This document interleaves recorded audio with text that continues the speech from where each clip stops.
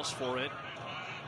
Instead, they'll deliver it back to McNamara, and it is a pass for McNamara, his first in the NFL. Wow, I'm impressed. He actually made a good play. This was a pretty good fake punt. Granted, you were down 35-3, and your odds of coming back to win the game were about the same at this point as my odds of being named to the British royal lineage. But down 35-3, you finally called a play that worked. Something, Chris Paul makes a huge three to cut into the deficit. So you went for it with a fake punt on 4th and medium inside your own territory. What can you do with that?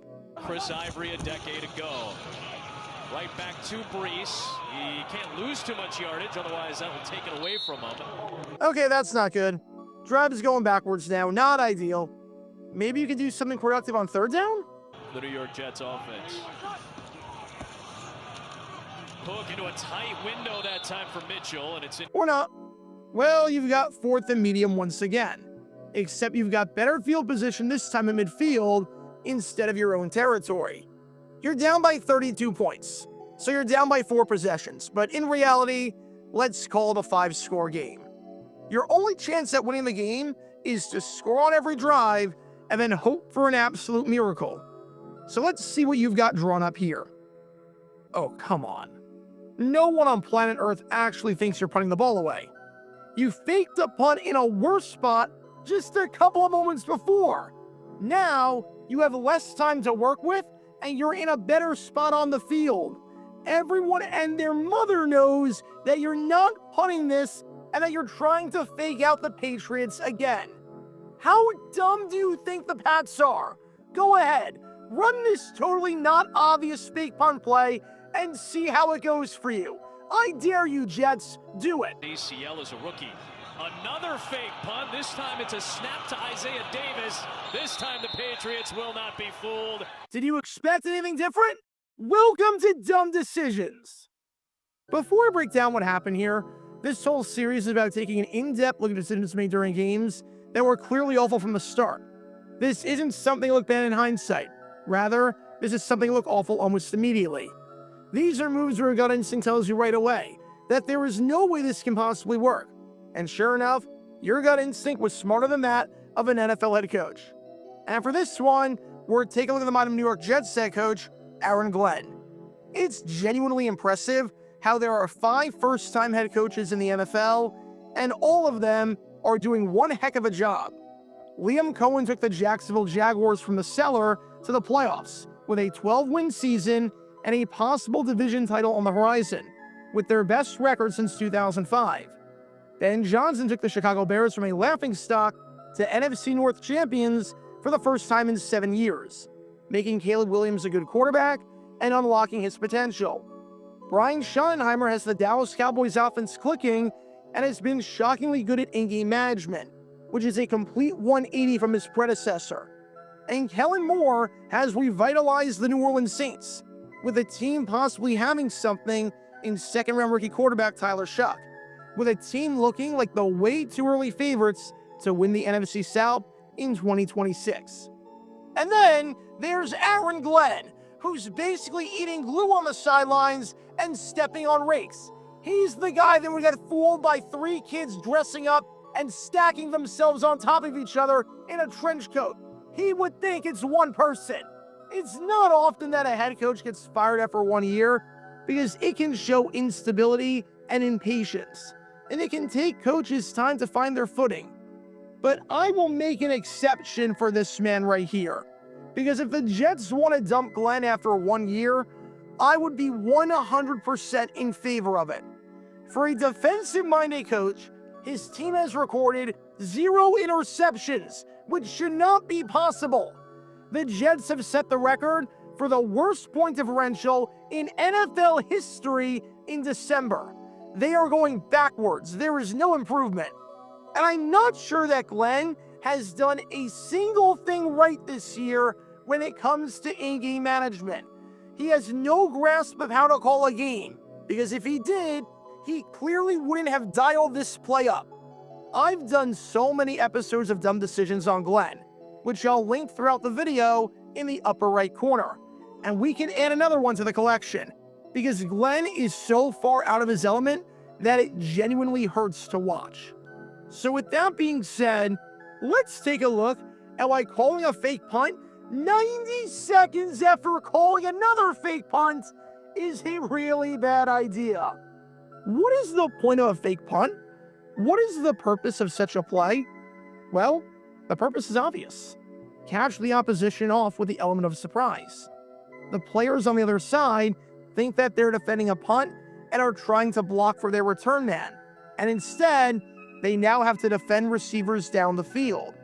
You're trying to make players on the opposition uncomfortable. A fake punt works because of that. We all know that the best offensive line on a punt formation isn't the best offensive line you got, or your best quarterback on the field on a punt formation isn't the best quarterback you've got, or the best receiver on the field on a punt formation isn't the best receiver that you've got. No one that's sane calls a fake punt because that's the best cast of characters that they've got. They call it for the element of surprise, because even when the opposition is surprised, fake punts fail all the time because the execution isn't there. But here, this is one of the few times in the history of the NFL that I don't think a single person was fooled by a fake punt. I'm not saying this was Jim Zorn's swinging gate pad from that Monday Night Football game earlier this century between New York and Washington, which might legitimately be the worst play call in NFL history, especially seeing as it came off of a timeout. But this was pretty freaking bad. If you were genuinely surprised that the Jets, in this spot, ran a fake punt, then you are a 2-year-old who has not formed object permanence. Genuinely, that is the only way you could have been fooled by this. It's like if you play peekaboo with someone and the first time the kid on the other side is fooled. Then you decide to do it 5 seconds later. They're not going to be fooled. They've seen this before. You just did it. Like you literally just did that. They can see you. There's no mystery here. The fake punt only works because it's a surprising play. And if there's no surprise, what's the point of the fake punts? For the most part, I'm not going to criticize a coach for calling a fake punt and for taking that chance unless that chance is unnecessary, like what the Texans did against the Chiefs in the 2019 divisional round. The reason why is because you could always catch them off guard, and the element of surprise gives rise to a universe where this could work. This is the exception. This is not hindsight bias. There was no universe where this fake punt was working. Let's break this down. You ran a fake punt down by 32 points earlier on the drive when you had 4th and medium in your own territory. Now, you have less time to work with, so you really need to capitalize on your possessions since the clock is your enemy. You have 4th and medium, except this time, you're not in your own territory, and you're still down 32 points. You went for it earlier in a worse situation with more time available at your disposal to come back. And you really think that Mike Vrabel, one of the best coaches in the NFL, and the New England Patriots, one of the best teams in the NFL, are genuinely believing that you're waving the white flag? That's like thinking a team in basketball will intentionally foul someone with 12 seconds left, and then on the ensuing inbounds play, when the opponent gets the ball with 11.8 seconds left, won't commit an intentional foul. If you didn't run the fake punt earlier, if we didn't see what we saw 90 seconds ago, even if this play backfired, I wouldn't call it a dumb decision. I mean, I hate the design of the play, but just because a fake punt fails doesn't inherently make it a dumb decision, even if it looks stupid in the process. If the Jets converted on 3rd and 10 earlier in the drive and got the 10 yards needed instead of just a handful to set up the fake punt, meaning that this play at the 50 was the first time you set the special teams unit out and you hadn't previously called a fake punt, I wouldn't be ragging on you. In this spot, though, I'll absolutely rag on you because you'd be better off just calling an actual play with your actual quarterback and your actual offensive line, since the whole element of surprise is lost when everyone knows what's coming. It's like doing the same magic trick twice in a row and showing exactly how you did it. You really got me there, Coach Glenn. You could have fooled me. I'm not sure Aaron Glenn is capable of thinking of more than one play at a time. Most coaches that are good are setting up looks and concepts throughout the entire game. Most coaches that are good can think ahead and map out clock situations and whatnot. But clearly, Aaron Glenn cannot do that. He does not possess this ability. Remember earlier in the season against the Denver Broncos when the Jets called a fake punt at the end of the first half, only to then run out the clock, completely defeating the entire purpose of calling the fake punt in the first place? It was one of those things where the risk isn't worth the reward if you're not even trying to score.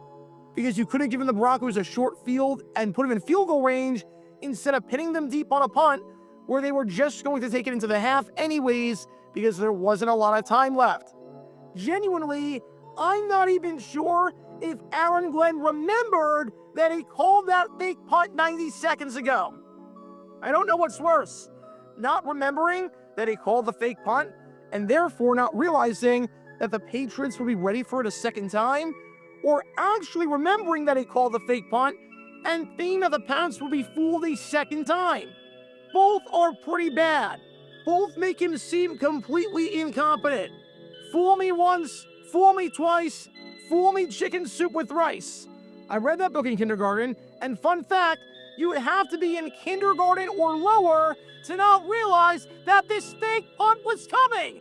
This was the most obvious fake in the history of fakes. No one asked Aaron Glenn about it afterwards in the press conference because, trust me, this was the least of the Jets' problems. This game was a catastrophe. It's just amazing that somehow, on a day where they initially denied a girl the opportunity to kick a field goal at halftime because she played high school soccer eons ago, that it somehow wasn't even the biggest special teams blunder of the day. The Jets are a fascinating organization. Fascinating in their incompetence, but fascinating nonetheless. And Aaron Glenn is the ringmaster of one of the dumbest circuses I've ever seen in my life. So what did we learn from all of this? If you called a fake punt 90 seconds ago, don't call another fake punt. If you called a fake punt hoping to catch the other team off guard, and there's no universe where the other team will be caught off guard a second time because you forgot about the element of surprise, then you should not call that fake punt. If there's no surprise, don't call a play that's entirely reliant on the opponent being surprised. If you called a fake in a worse situation just a couple of seconds ago, and you line up in that same formation in a better situation field-wise, yet worse situation clock-wise, and same situation score-wise, then don't be surprised if the other team isn't surprised. And if you're Aaron Glenn, you better hope that the lease somewhere wherever you're living isn't a long-term one. Because just like your success on fake punts on that drive, you could be one and done. Because when all these elements are in play, you can't exactly be surprised when this play backfires.